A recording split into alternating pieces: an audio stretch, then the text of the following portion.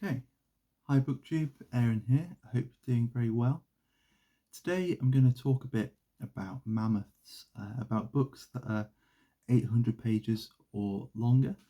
At the moment, as I'm recording this, we're in the month of March, and here on booktube, that's March of the Mammoths. It's a reading event that Jason from Old Blues Chapter and Verse put together to encourage you to pick up a book that's 800 pages or more, because they're often quite daunting, and certainly I have put them off, and I think quite a lot of people tend to put off these books just because of their size. And I really, really love this event, and it's often encouraged me to pick up books that I wouldn't have picked up otherwise. And it's really helped me, I suppose, recalculate or sort of refit my ideas about what constitutes a big book, or I suppose, um, I don't know what kind of experience you're getting into when you're reading a big book. So I'm going to try and explore that a little bit today. I'm going to try and talk through my relationship with mammoths or big books, and to see how my thoughts about what makes a big book, how big is a big book, have changed over the years.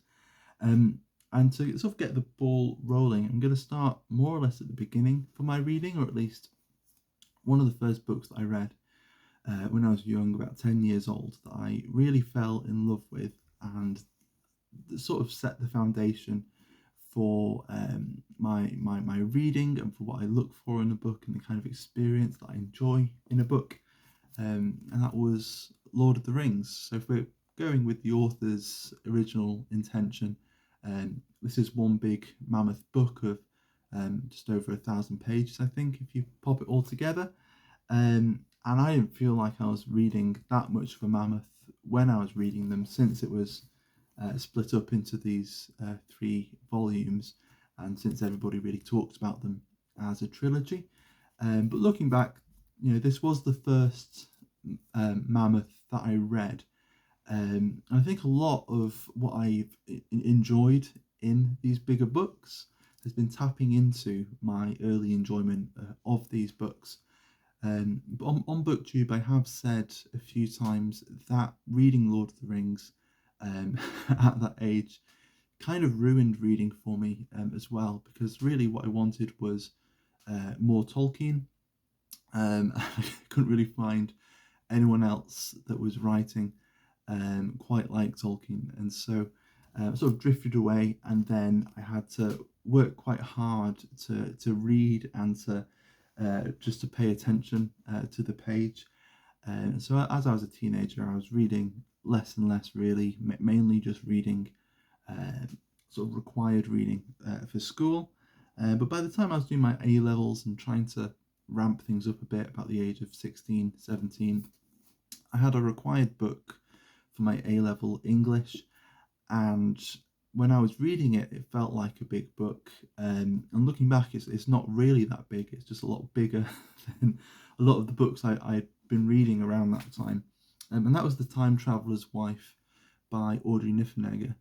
And although this isn't a very, very big book, it's only about 500, just over 500 pages. So by BookTube standards, it's hardly a mammoth. But it's a decent sized book, and I think maybe part of the reason that I think of this as quite a big book was that I was reading it quite slowly.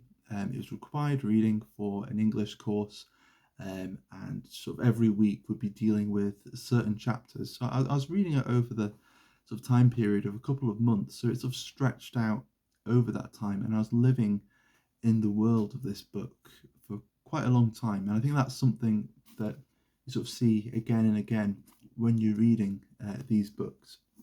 And it went on from there, still mainly reading books that were, sort of on average about 300 pages, maybe less. And looking back, I went on to do English literature at university. And looking back at most of the books that I had to read, again, they were still in that kind of range of about 200 to 300 pages. We'd often also just read excerpts of longer works as well. And so there are only a couple of books that I could see looking back that are actually approaching the Mammoth sort of territory, and neither of them quite got there. One would be Sacred Hunger by Barry Unsworth, which is a terrific book about sort of British the British slave trade and slavery in the Caribbean. So an unsettling book, but a really good book.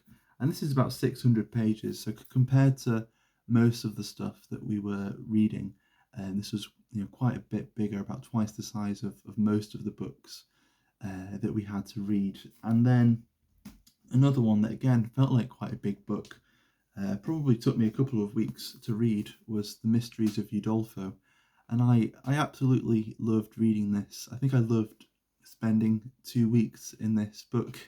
It's such a quite a crazy and atmospheric book with lots of strange twists and little subplots. And so again, it sort of lended itself to spending time with it and just sinking in to the world of the book. So again, it's sort of getting back to my experience with The Time Traveller's Wife, and probably some of the things I was enjoying with Lord of the Rings as well.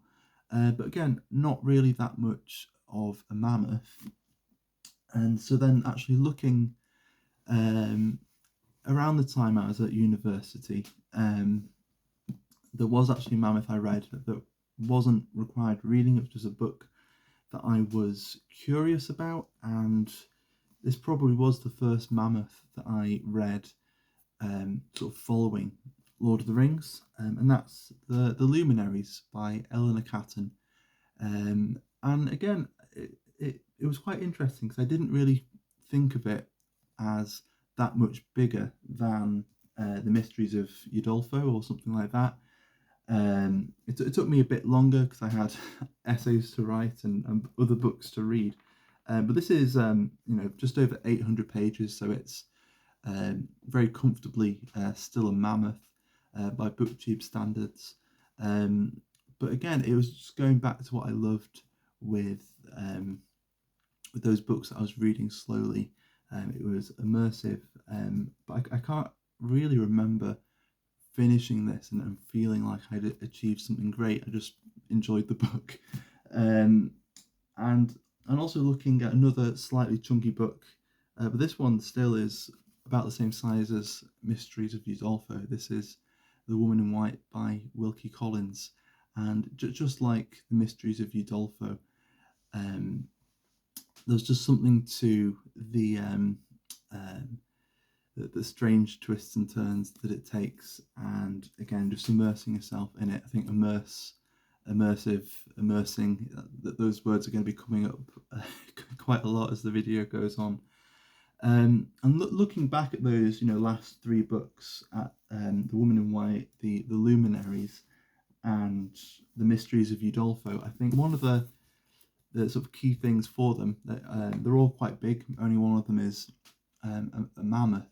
But I think the thing I loved about them was, well, one, I was spending so much time in them, but also that they were quite sensational plots, quite there's an element of intrigue and mystery to them, and I think there was something of that kept me with them, kept me wanting to go back and sort of live in that world for a bit longer, and I think that was quite helpful, and maybe for someone who maybe wants to try and read some bigger books, that might be an element to look for in some of the books that you try.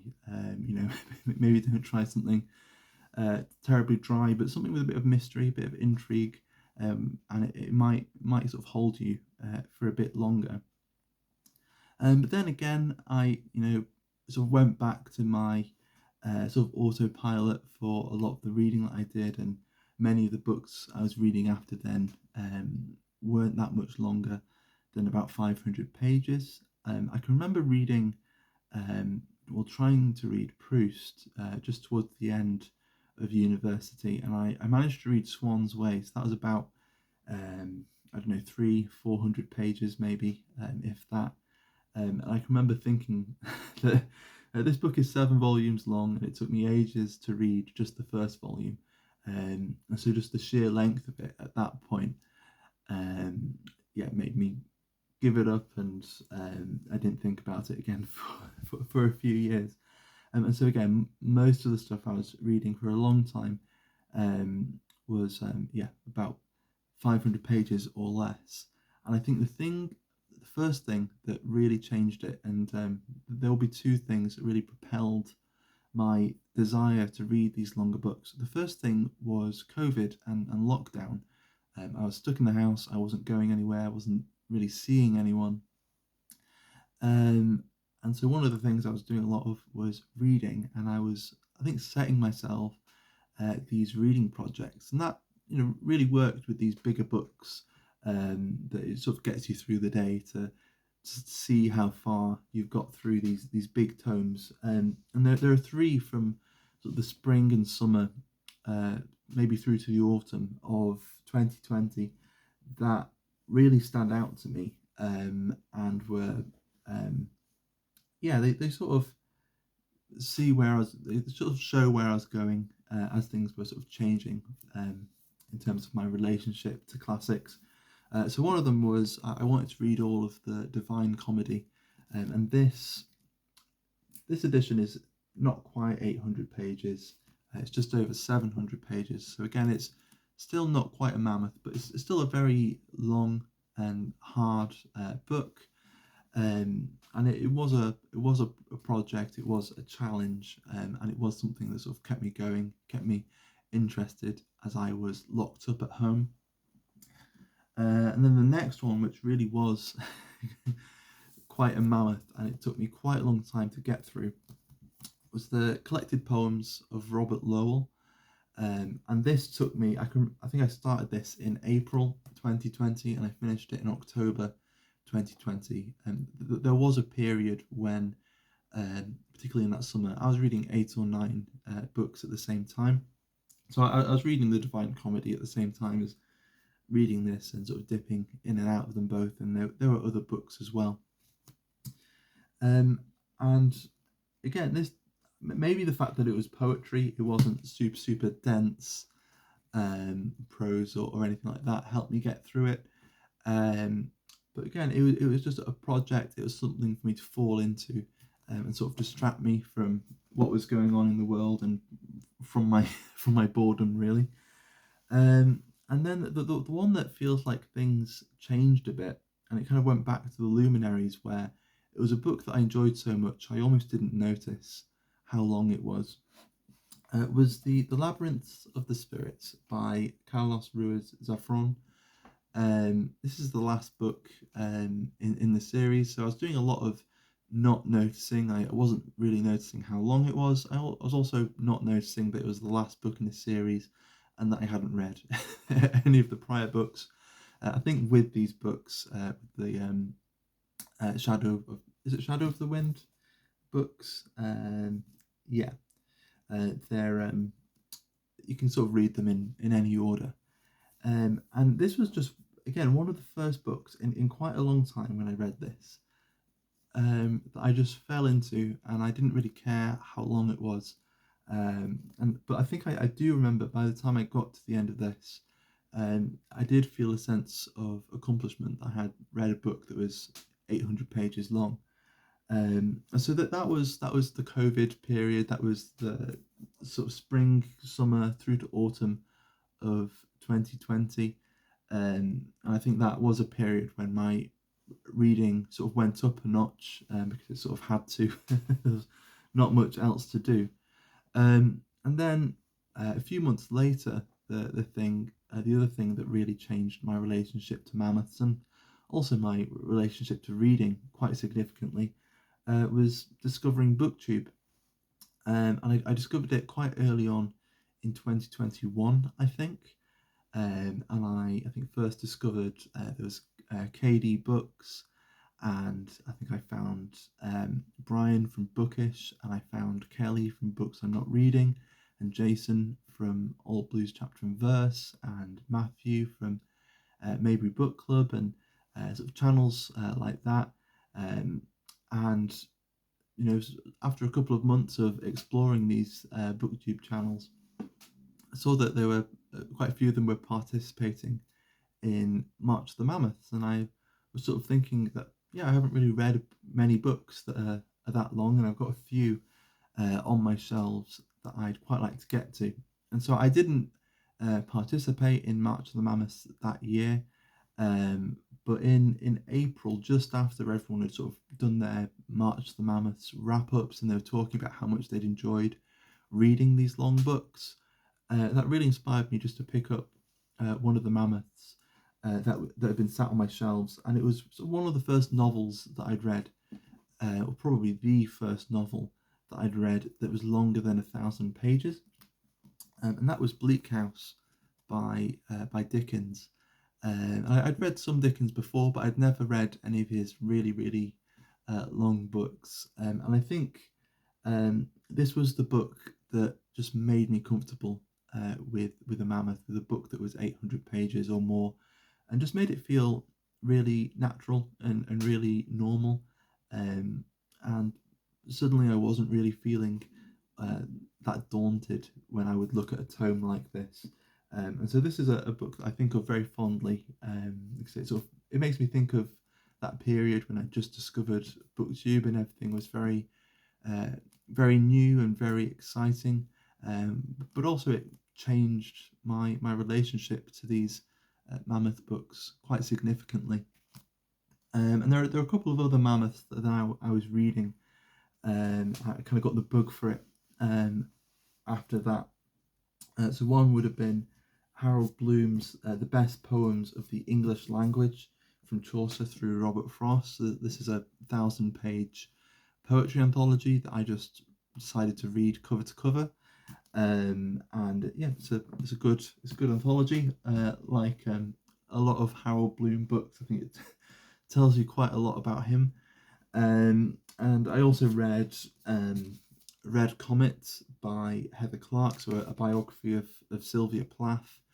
And this was my sort of first foray into mammoth non-fiction books. I think it helps that it was a writer that I really liked, and I had a sense of her sort of general biography before I read this, and so I already had the desire to find out more about her life.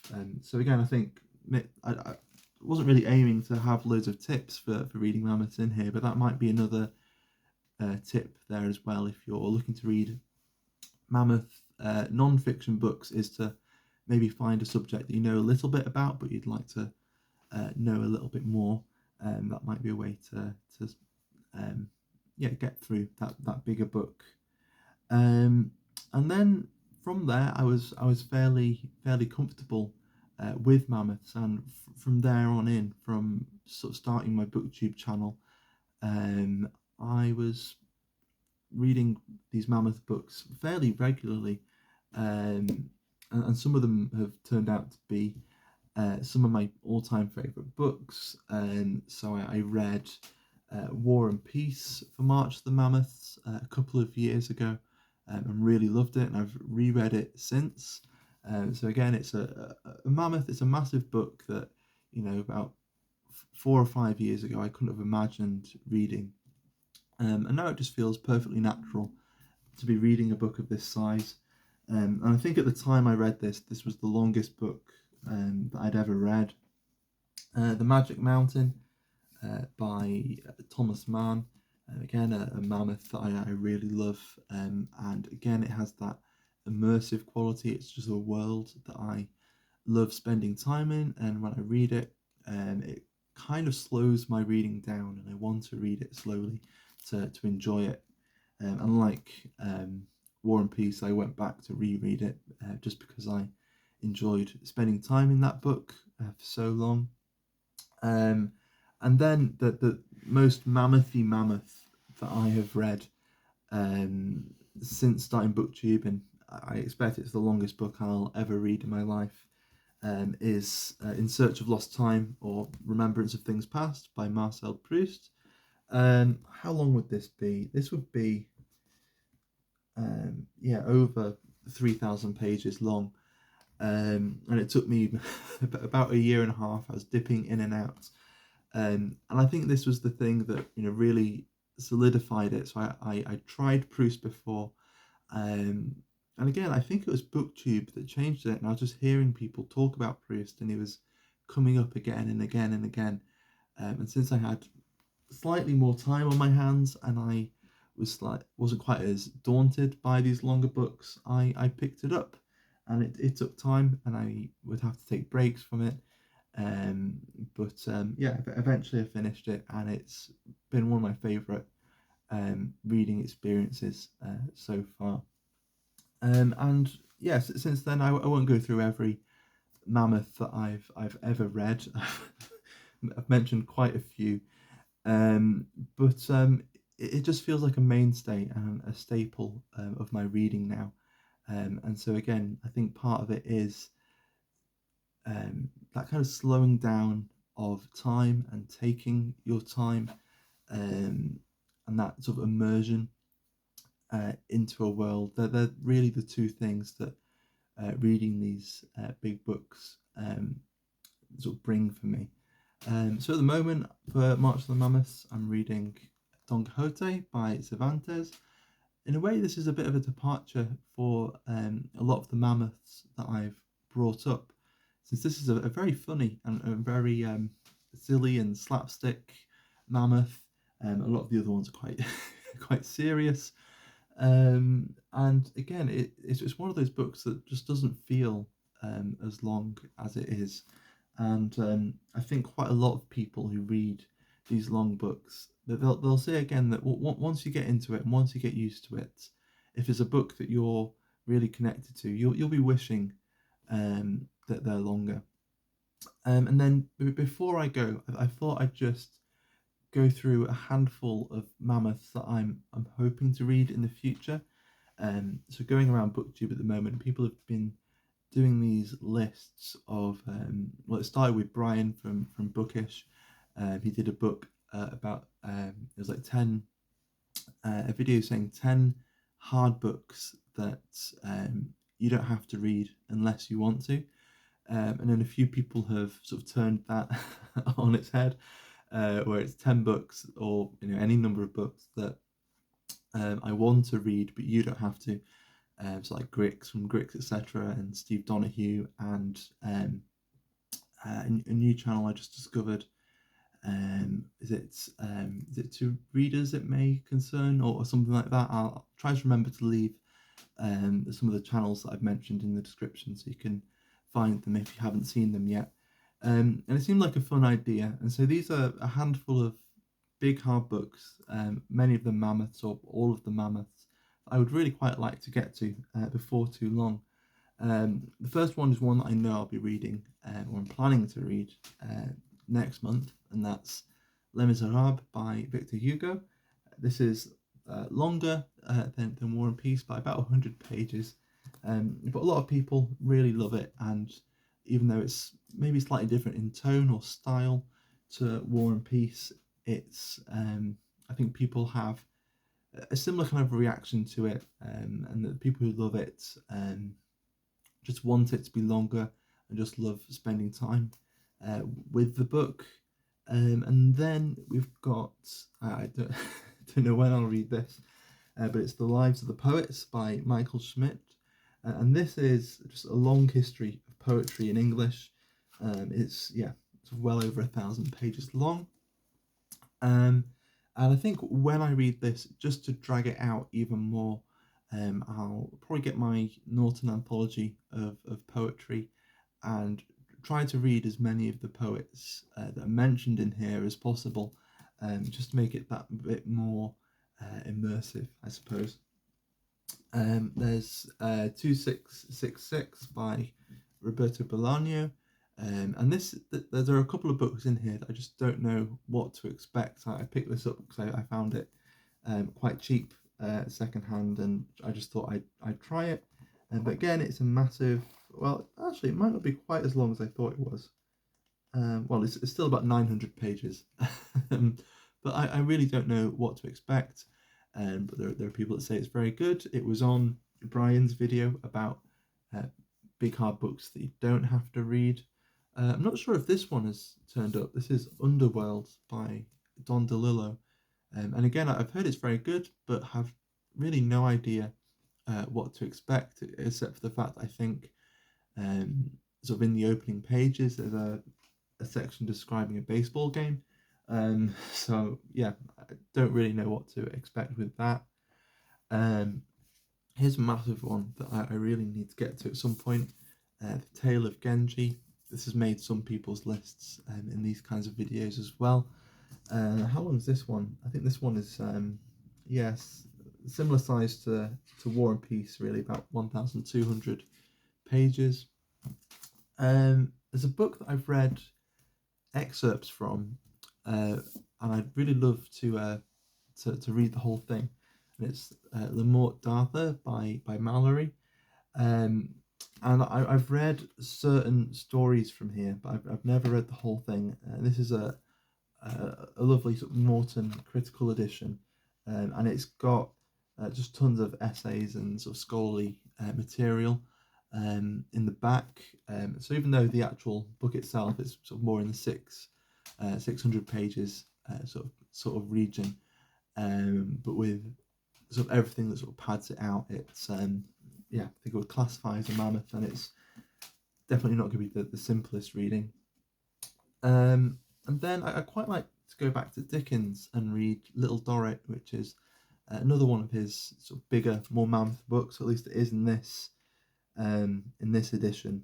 It's just over 1,000 pages. This is one where I've seen the mini series quite a few times, so it'd be quite difficult to get that out of my head when I'm reading it. I think they did make some, at least a few departures when they adapted it. And another one, I'm not too sure what to expect. I just picked it up in a bookshop because it sounded quite good. And that's The Strudeloff Steps by Gemito von Dodro. This is translated by Vincent Kling. And again, I have no idea what to expect. It sounds like just a strange modernist book set in Vienna.